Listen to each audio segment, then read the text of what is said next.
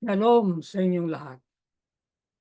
Kaya't maging handa kayo, sapagkat hindi ninyo nalalaman kung kailan darating ang Panginoon ng bahay, kung sa gabi, sa hating gabi, sa pagtilawak ng manok, o sa umaga. Baka sa bigla niyang pagdating ay matagpuan niya kayong natutulog. At ang sinasabi ko sa inyo ay sinasabi ko sa lahat, maging handa kayo. Marcos 13:35 hanggang 37. Welcome po sa Good and Faithful channel dito sa YouTube. Dalangin kong maging pagpapala ito sa iyo tuwing ikaw ay magbubukas at manunood. Ang pangunahing mapapanood mo ay ang pagtatalakay ng lingguhang pag-aaral ng salita ng Diyos. Darating ang araw na madaragdagan ito ng mga serye ng pag-aaral sa iba pang paksa tungkol sa pagiging katiwala ng Diyos. Malapit nang dumating si Jesus. Ikaw ba'y talagang handa? Ang aklat ni Marcos. Bago tayo pumalaot ay manalangin muna tayo. At ang ating panalangin ay mula sa awit 89:1 hanggang 3. Aming aawitin ang iyong tapat na pag-ibig magpakailanman, O Panginoon. Sa pamagitan ng aming mga bibig ay ihahayag namin ang lahat ng salinlahi ang katapatan mo. Sapagkat aming sinasabi, ang tapat na pag-ibig ay matatatag kailanman. Itatag mo sa mga langit ang iyong katapatan. Purihin ang Panginoon magpakailanman. Amen. Pansampung leksyon, ang mga huling araw. Susing talata, Marcos 13:26-27. Pagkatapos makikita nila ang anak ng tao na dumarating sa mga ulap na may dakilang kapangyarihan at kaluwalhatian. Pagkatapos ay susuguin niya ang mga anghel at titipunin ang kanyang mga hinirang mula sa apat na hangin, mula sa mga dulo ng lupa hanggang sa mga dulo ng langit. Gaya ng maraming katuruan ni Jesus sa aklat ng Marcos, ang tagubilin ng Panginoon ay bilang tugon sa isang tanong o isang hindi pagkaunawa ng kanyang mga alagad. Itong mga tanong o hindi pagkaunawa ay nagbigay kay Jesus ng pagkakataon upang ituro ang mga katotohanang mahalaga sa Kristiyanong buhay at karanasan. Hindi lamang hinulaan ni Jesus ang hinaharap, kundi nagtuturo sa kanyang maalagad noon at ngayon sa kung paano maghanda para sa darating na mga pagsubok. Muli ay tatlong paghahati ng leksyon. Una, dalawang maliliit na barya sa handog. Ikalawa, mga propesiya bago ang ikalawang pagparito. At ikatlo, ang pagparito ng anak ng tao.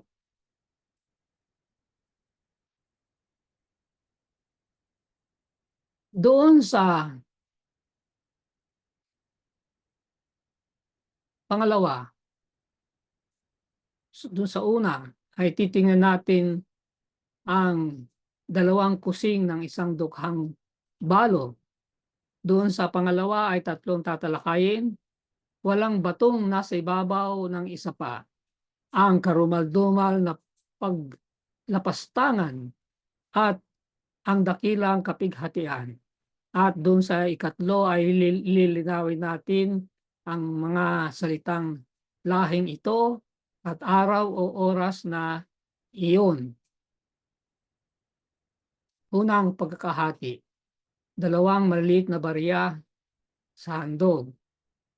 Ito yung dalawang kusing ng isang tukhang balo, Marcos 12:41 hanggang 44. Umupo siya sa tapat ng kabangyaman at minasdan ng mga taong naghuhulog ng salapi sa kabangbayan. Maraming mayaman ang naghuhulog ng malaking halaga. Dumating ang isang babaeng balo at siya ay naghulog ng 2 kusing na ang halagay halos 1 pera.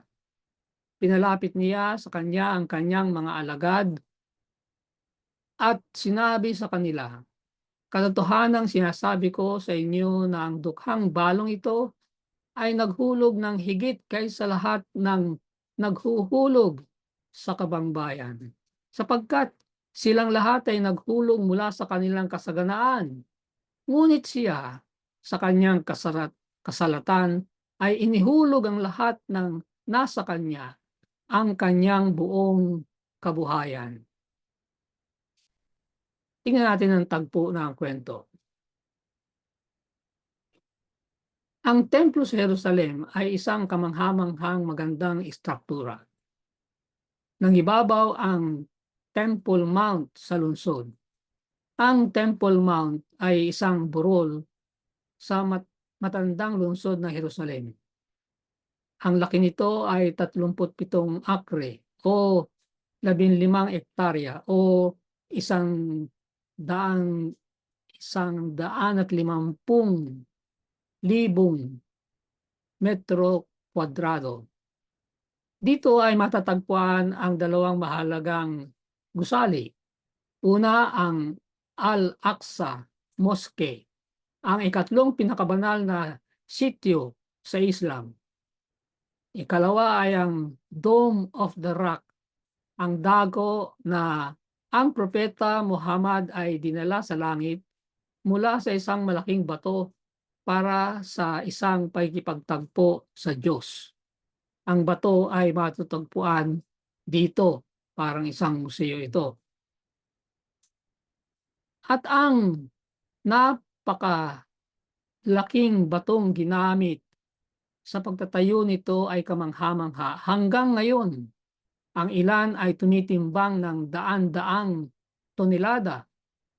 Ang pagsasaayos at pagpapalawak ng templo at ang Temple Mount ay nagpasimula sa panahon ni Herod the Great, mga 20 bago ang Kristo.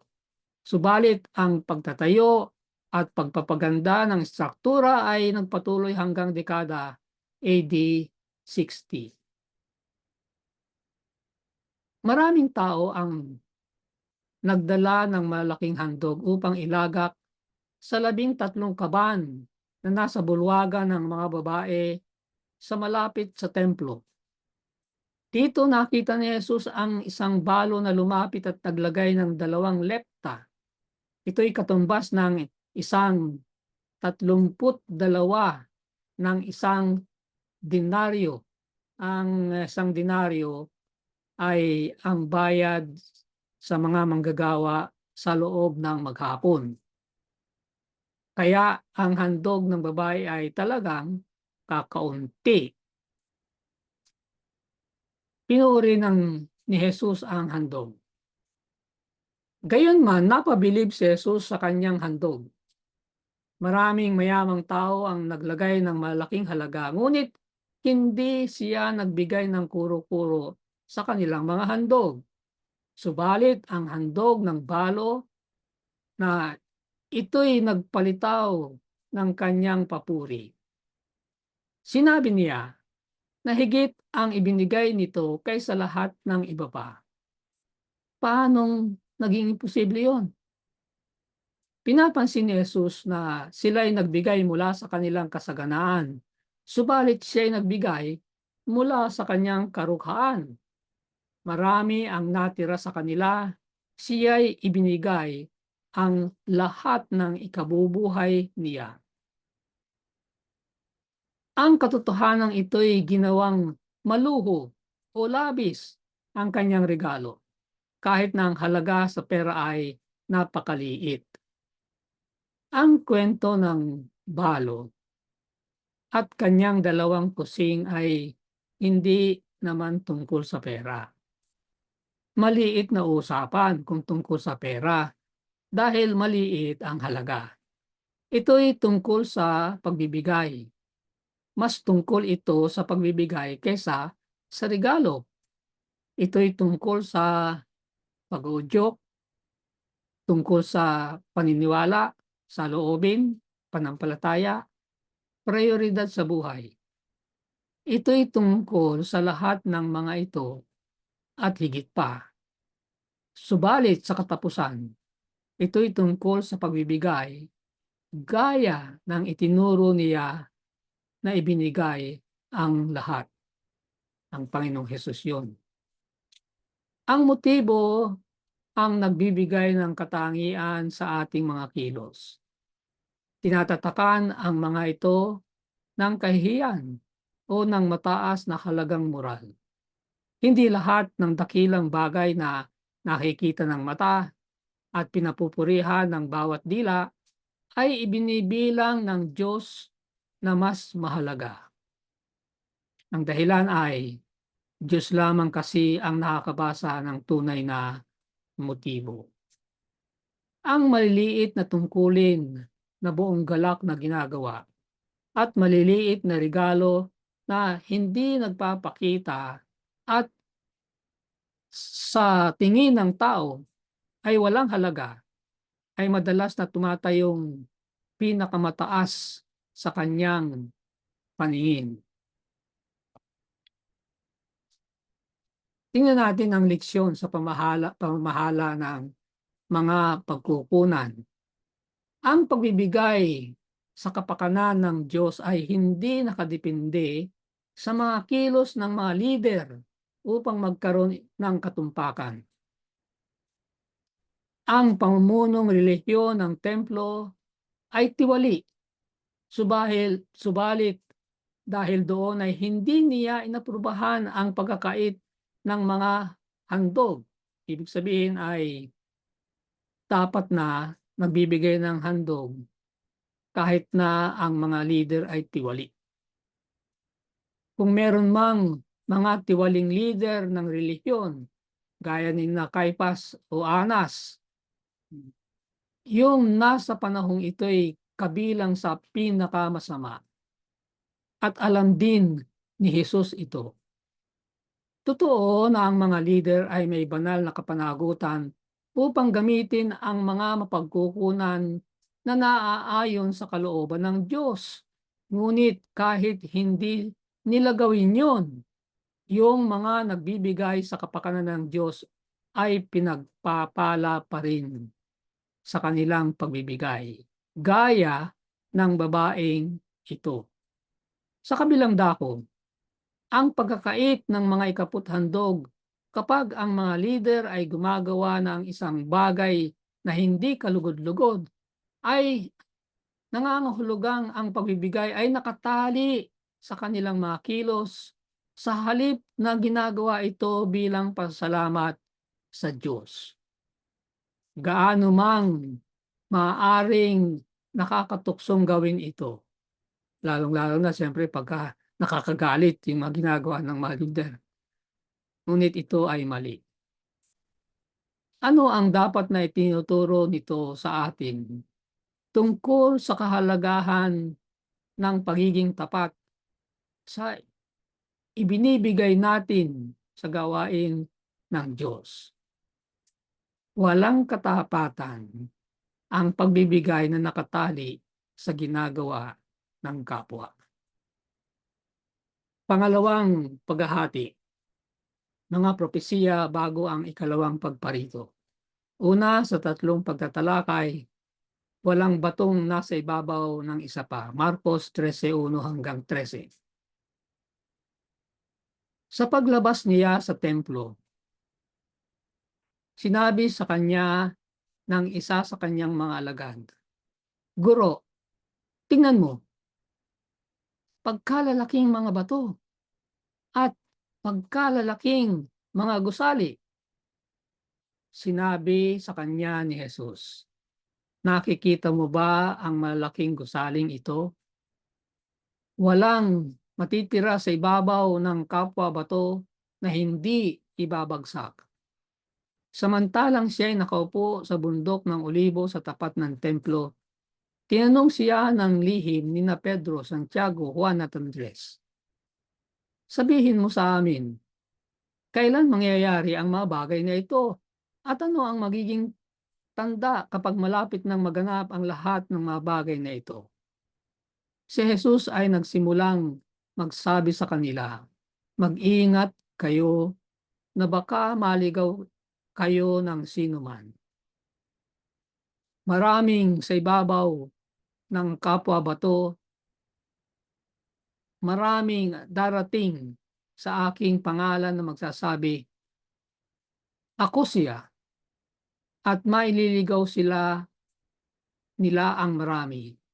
Subalit kapag nakarinig kayo ng mga digmaan at mga bali-balita ng mga digmaan, huwag kayong mabahala. Ang mga bagay na ito'y dapat mangyari ngunit hindi pa yun ang wakas. Sapagkat maghihimagsik ang bansa laban sa bansa at ang kaharian laban sa kaharian at lilindol sa iba't ibang dako. Magkakaroon ng tagutom. Ang mga ito'y pasimula lamang ng paghihirap.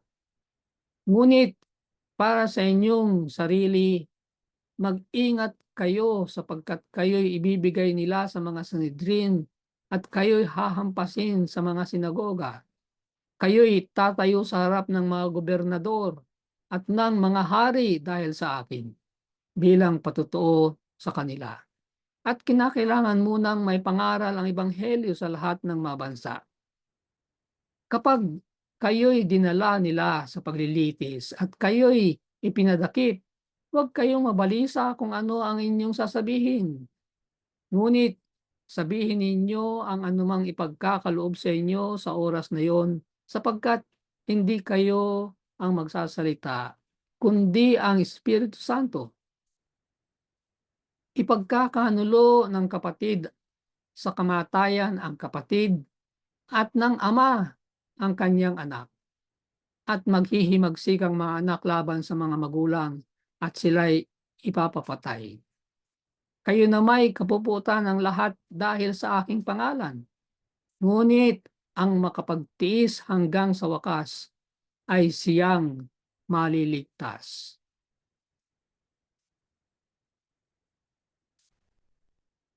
Itinala ni Josephus ang makaharing purtiko sa bahaging timog ng mga gusali na may 162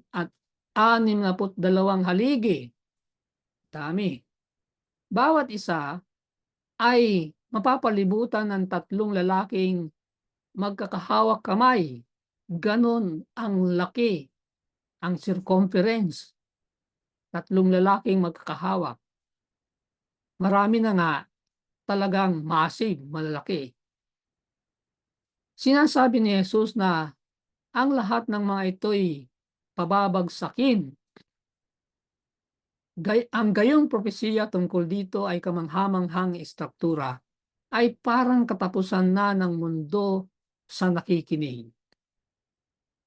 Sabi sa Desire of Ages. Samantalang ang pansin ni Jesus ay naakit sa kadakilaan ng templo. Ano kaya ang hindi naibibigkas na iniisip nung isa na tinanggihan? Sino ba yung isa na tinanggihan? Hindi ba si Jesus yun?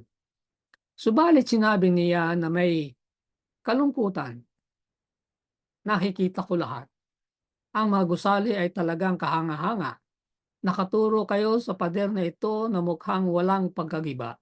Subalit, makinig kayo sa aking mga salita. Ang araw ay darating kapag walang matitira dito isamang bato sa ibabaw ng kapwa bato na hindi ibabagsak. Binabalaan ang malagad sa mangyayari sa inaharap. Ang kapansin-pansin sa Marcos 13:5-13 ay na ginugol ni Jesus ang karamihan sa kanyang panahon hindi sa paglalarawan ng pagbagsak ng Jerusalem, kundi sa halip sa pagbabala sa kanyang mga alagad tungkol sa maaari nilang asahan sa kanilang ministeryo ng pagtatatag ng unang Kristiyanong iglesia. Parang hindi ito magiging madali rito. Sila'y uusigin, lilitisin, at may mapapatay. Subalit sa lahat ng mga ito, Nagpapahiwatig si Jesus na hindi pa panahon. Hindi sila dapat madaya ng magugulong pangyayari. Karagdagan pa, bibigyan sila ng banal na espiritu ng mga salitang sasabihin sa tamang panahon, kahit kapag sila'y iiwanan ng pamilya at mga kaibigan. Ang resulta mula sa mga panimulang salita sa propesiya ni Jesus ay na ang bayan ng Diyos ay hindi katatakutan ang gulo at pagsubok. Sila'y dapat maging mapagbantay dahil dadalhin sila ng Espiritu ng Diyos lagpas sa gulo. Pangalawang pagtatalakay, ang karumal-dumal na paglapastangan. Marcos 13:14-18. Ngunit kapag nakita ninyo ang karumal-dumal na paglapastangan na nakatayo sa dakong hindi niya dapat kalagyan, unawain ng bumabasa. Kung magkagayoy, dapat nang tumakas sa mga bundok ang mga nasa Judea. Yung ginamit kong ilustrasyon dito ay yung sinalakay ng Roma ang Jerusalem noong 70 AD. Sapagkat iyan, dyan sa panahong yan, mangyayari itong sinasabi dito na karumal-dumal na paglapastangan. At ang nasa bubungan ay huwag nang bumaba o pumasok upang maglabas ng anuman sa kanyang bahay. Ang mga nasa bukid ay huwag nang bumalik upang kumuha ng kanyang balabal. Kahabag-habag ang mga nagdadalang tao at ang mga nagpapasuso ng mga sanggol sa mga araw na yun. Subalit, ipanalangin ninyo na ito'y huwag nawang mangyari sa taglamig. Mahirap kasi ang tumakas sa panahon ng taglamig. Inuunawa ang mga terminolohiya. Una, kinikilala ang hinirang at ang prinsipe. Dumarating si Jesus sa pangunahing punto tungkol sa pagbagsak ng Jerusalem sa Marcos 13:14. Tumutukoy siya sa karumal-dumal na paglapastangan. Sinabi ng Panginoon na ang bumabasa ay dapat makaunawa. Sa mga salitang ito'y itinuro ni Jesus ang mga alagad sa aklat ng Daniel. Ang pinahiran sa Daniel 9:26 ay ang Hebreyong salitang Masya. Sa Ingles ay Messiah o sa Tagalog ay Mesias. Sa isang maingat na pag-aaral ng Daniel 9:24-27, malinaw na itong pinahiran ay tumutukoy sa pagparito ni Hesukristo. Ang prinsipe na darating ay magdadala ng kawasakan sa lungsod ng Jerusalem. Hindi si Kristo yun, siyempre. Ang lungsod ay winasak ng Romanong General Tito. Kaya si Tito ang prinsipeng darating. Bakit hindi si Antiochus Epiphanes? Maraming scholar ang naniniwala na itong karumal-dumal ay tumutukoy sa paglapastangan ni Antiochus Epiphanes sa templo sa ikalawang taong BC. Inilarawan ni Jesus ang karumal-dumal na paglapastangan bilang isang bagay na nangyari pagkatapos ng sarili niyang panahon dito. Kaya ito'y maaaring hindi tumutukoy sa isang bagay na nangyari 200 taon bago sa makalupang ministeryo ni Kristo. Kaya hindi itong taong ito. Ang ikalawa, ang tanda para sa mga Kristiyano upang tumakas. Ang karumal-dumal ay malamang na tumutukoy sa pagtatanim ng Romanong paganong bandila sa Israel sa panahon ng pagkubkob sa Jerusalem sa dulo ng dekada AD 60. Ito ang palatandaan para sa mga Kristiyano upang tumakas na ginawa nila. Kaugalian kasi ng mga Romano ang maglagay ng kanilang bandila sa mga lugar na kanilang kinugkob.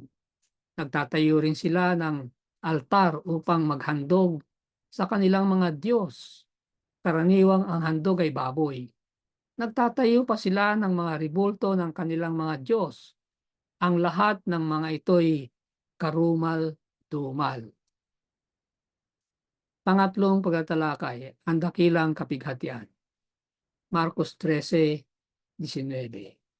Sapagkat sa araw na iyon ay magkakaroon ng kapighatian na ang gayoy hindi pa nangyayari sa pasimula ng paglikha na nilalang ng Diyos hanggang ngayon at hindi na mangyayari kailanman.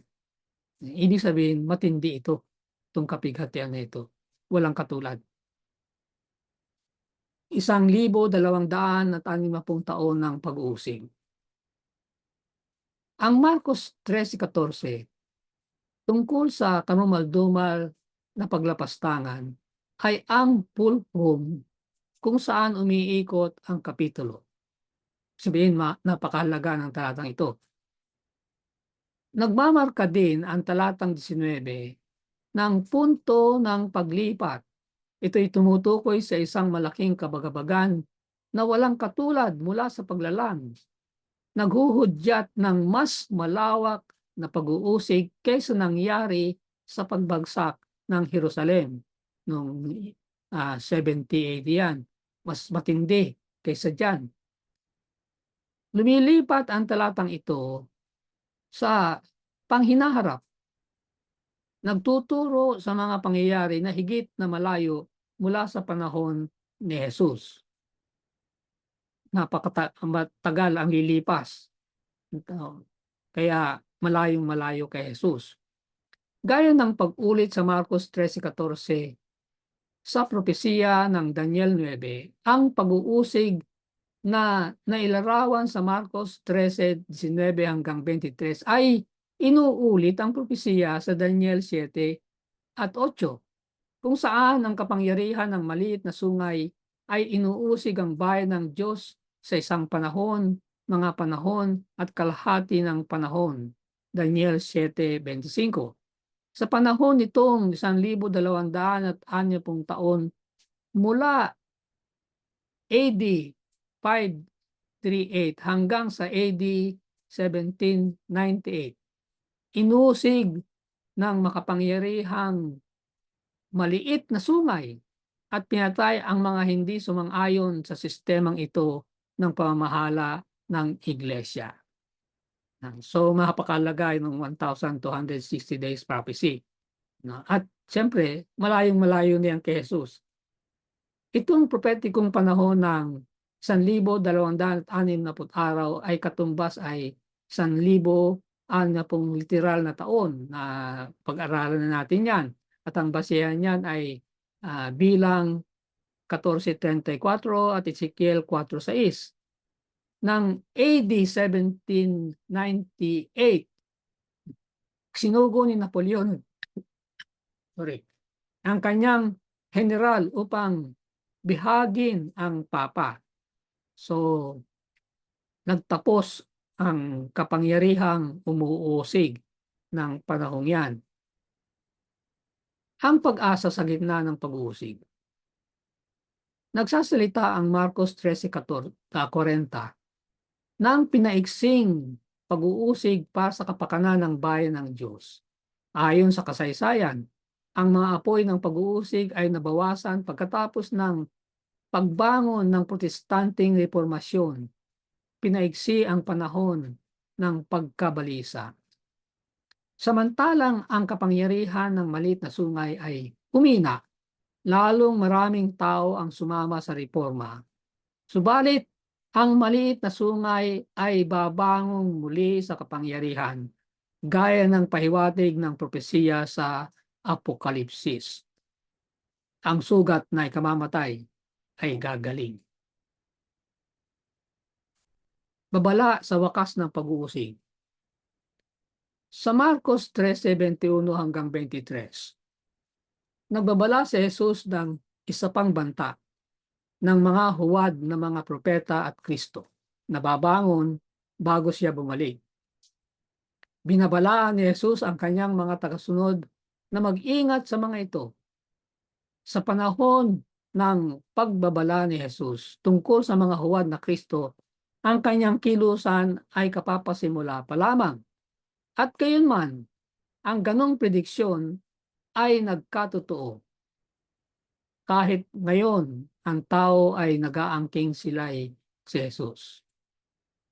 I-google ninyo at makita nyo kung gaano karaming mga taong nagsasabi na sila'y ang Jesus sa panahon natin ngayon. Pangatlong pagkakahati, ang pangunahing utos, ang utos na umibig. Marcos 13:24 hanggang 32. Ngunit sa araw na iyon, pagkatapos ng kapighatiang iyon, magdidilim ang araw at ang buwan ay hindi magbibigay ng kanyang liwanag at malalaglag ang mga bituin mula sa langit at mayayanig ang mga kapangyarihan sa mga langit. Pagkatapos makikita nila ang anak ng tao na dumarating sa mga ulap na may dakilang kapangyarihan at kalwalhatian. Pagkatapos ay susuguin niya ang kanyang mga anghel at titipunin ang kanyang mga hinirang mula sa apat na hangin, mula sa mga dulo ng lupa hanggang sa mga dulo ng langit. Sa puno nga ng igos ay pag-aralan ninyo ang talinhaga. Kapag nanariwa ang kanyang sanga at sumupling ang mga dahon, ay malalaman ninyo na malapit na ang tag-araw. Gayon din naman, kapag nakita ninyong nangyayari ang mga bagay na ito, alam ninyong iyon ay malapit na, nasa mga pintuan na. Katotohanan sinasabi ko sa inyo, hindi lilipas ang lahing ito hanggang sa maganap ang lahat ng mga bagay nito. Ito ang lugar na dapat linawin. Hindi lilipat ang lahing nito. Ibig bang sabihin nito ay hindi mamamatay itong mga ito hanggang sa second coming. Yan ang problema at lilinawin natin yan. Ang langit at ang lupa ay lilipas, ngunit ang aking mga salita ay hindi lilipas. Ngunit tungkol sa araw o oras na iyon ay walang nakakaalam. Kahit pa ang mga anghel sa langit, kahit ang anak, kundi ang ama. Bakit ang anak ay hindi niya nalalaman? Sa kanyang pagiging tao, hindi niya alam. Ngunit siyempre sa kanyang pagiging Diyos ay alam niya. Mga propesiya sa bagong tipan. Ano ba ang mga talatang mababasa natin na nagpapatunay nitong ikalawang pagparito? Ang una, ito'y detalyadong paglalarawan ni Pablo sa 1 Tesalonica 4:13 hanggang 18, kung saan nagsasalita siya tungkol sa mga natutulog kay Kristo na binangon sa buhay at aagawing kasama ang mga buhay na banal upang salubungin si Kristo sa papawirin.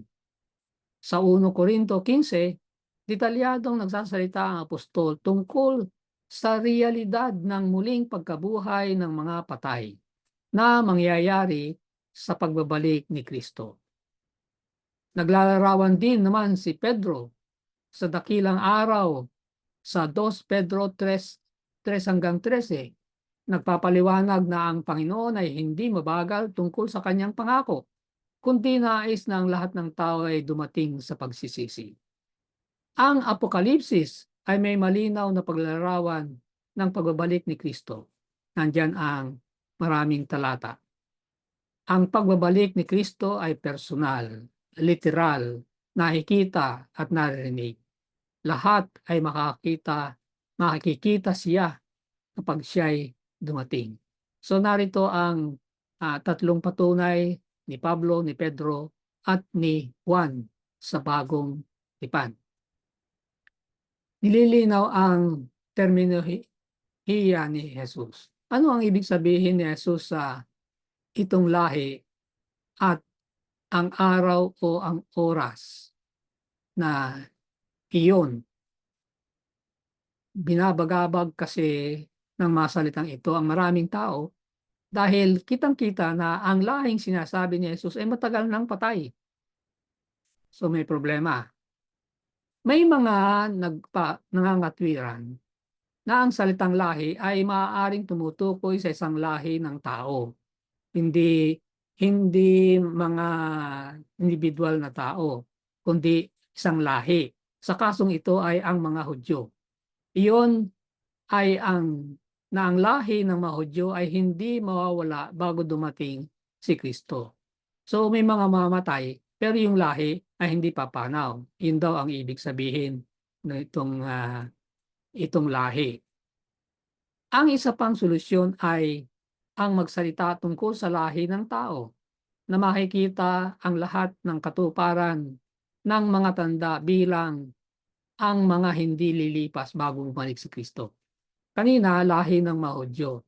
Ito naman, lahi ng mga tao. May mga mamamatay pero ang lahi ng tao ay hindi. Yan ang dalawang ino-offer na pagpapaliwanag.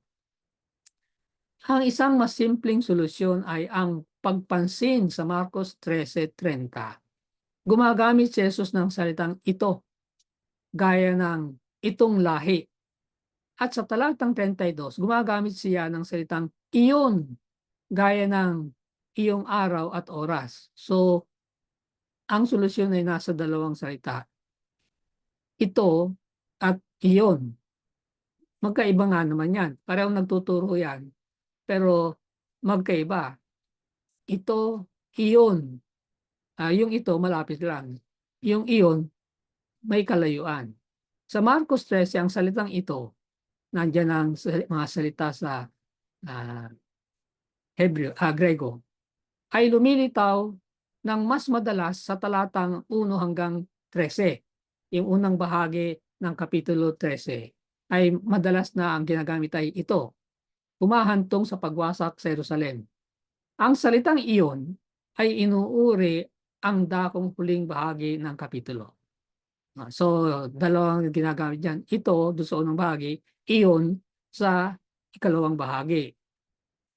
Kaya itong lahi ay malamang na tumutukoy sa unang taong lahi na nakita ang pagwasak ng Jerusalem, gaya ng paglalarawan sa Marcos 13:30.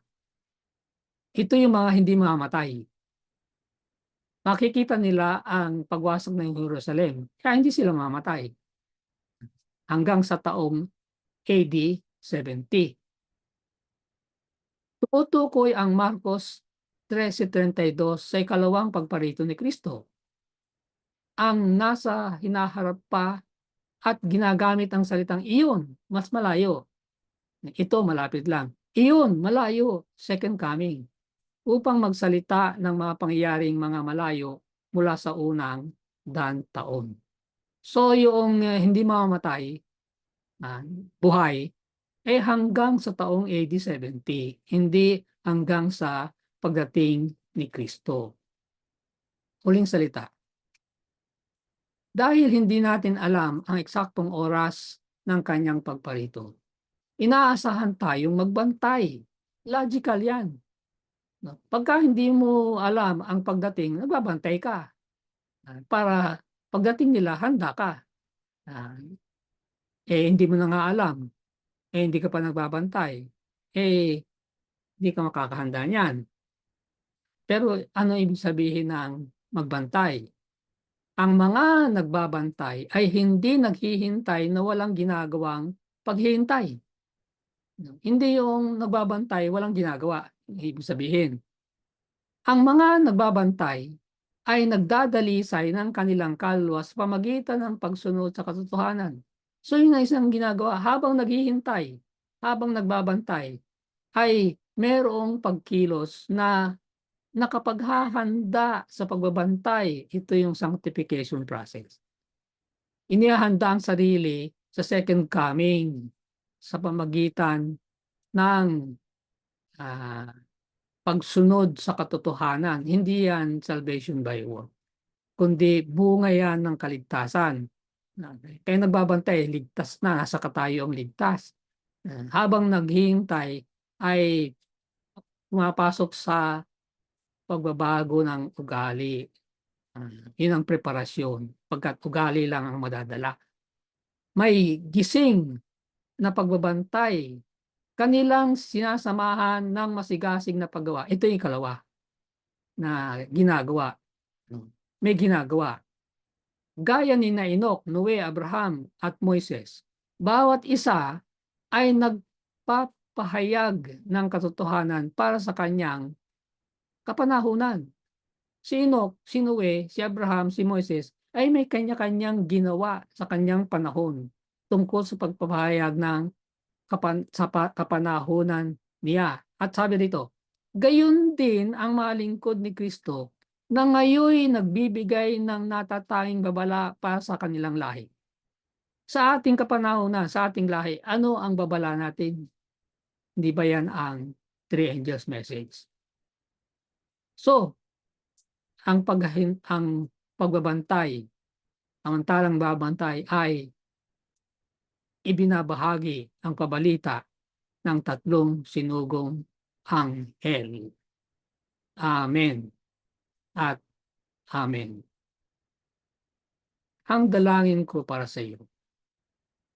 Sa ngalan ng ating Panginoong Hesus, dalangin ko na dahil ang araw ng kanyang ikalawang pagparito ay hindi nalalaman, ang iyong paghanda para sa pangyayaring ito'y isang bagay na pang-araw-araw para sa iyo. Amen. Sumainyo ang Good and Faithful channel dito sa YouTube. Ako'y patuloy na nagpapasalamat sa mga taong tumutulong na makarating ito sa kaalaman ng marami pa. Pagpalain nawa sila ng Diyos. Malaki ang iyong magiging bahagi sa ministeryong ito kung ikaw ay magsusubscribe, kung hindi pa. At kung naging pagpapala ito sa iyo ay mag-share at mag-like. I-click na rin ang notification bell upang kaagad na malaman mo kapag may bagong video. Ang PowerPoint presentation ay may da-download mo rin mula sa aking Facebook account. Maraming salamat. Magkita tayo sa susunod na linggo.